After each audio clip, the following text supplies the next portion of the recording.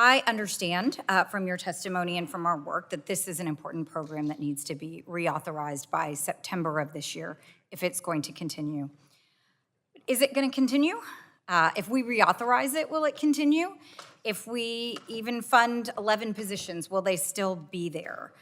While we have been sitting here today, we have gotten reports from multiple people that HHS employees are lined up around the block at the building just down the street, swiping their badges to see if they are still employed. If you scan your badge and it's green, you can go in. If you scan your badge and it's red, you are fired. Is this really happening in the United States of America? To the people who work to keep us safe, to the people that we're talking about this morning in this hearing? Where is the evidence that these staffing cuts are necessary, let alone a good idea in the context of the agency's mission? Where is the evidence that cutting 20% of the employees on top of the thousands already fired is a good idea? We keep hearing, even in this room, even on this committee, from members of this committee, that Musk and Doge and Kennedy are focused on fraud, waste, and abuse. They are, but they aren't eliminating it. They are engaging in it. Firing thousands of scientists and civil servants who work to keep us safe from disease, who protect us from harmful products, who carry out critical research to advance new cures and treatments, a total waste. Telling them that they're fired from jobs they've worked at for years, even decades, to protect and serve the American people by a green or red light when they arrive at the building where they work and try to swipe in, that is an abuse. And telling all of us that those dedicated scientists and public servants cannot be trusted and replacing them with quacks who deny the efficacy of modern medicine and vaccines, telling people in my home state of Texas during a measles outbreak to use vitamin A and cod liver oil instead of the MMR vaccine, a total fraud. While we have been sitting here, former FDA Commissioner Robert Califf said, the FDA as we know it is finished, with most of the leaders and institutional knowledge and a deep understanding of product development and safety no longer employed.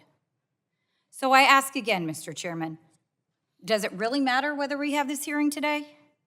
Does it really matter whether we reauthorize this law? What will happen then? The answer to that question is actually in your control. Congress can and must assert its authority here. We must conduct oversight. We must ensure that the legislation that we pass after hearings like this is implemented as directed, that the funding that we appropriate for health and research safety is spent as directed. Mr. Faber, I'm sorry that I'm running out of time here to ask you all of the questions about our efforts to prohibit the use of certain hazardous chemicals like formaldehyde and mercury from personal and professional care products that are used at homes and in salons and sold in the United States. I prepared a bunch of those questions for you, but what we are seeing and hearing this morning is outrageous. So I'm gonna submit those questions to you for the record, because I think that that is critically important work that we can and should continue to do on this committee, and I hope we will. But Ms. Wiesek, I wanna close by thanking you for your work. As someone who lost my most beloved uncle to metastatic melanoma many years ago, whose life was extended by more than 15 years after his stage 4 diagnosis in 1997, when it was almost unheard of to survive.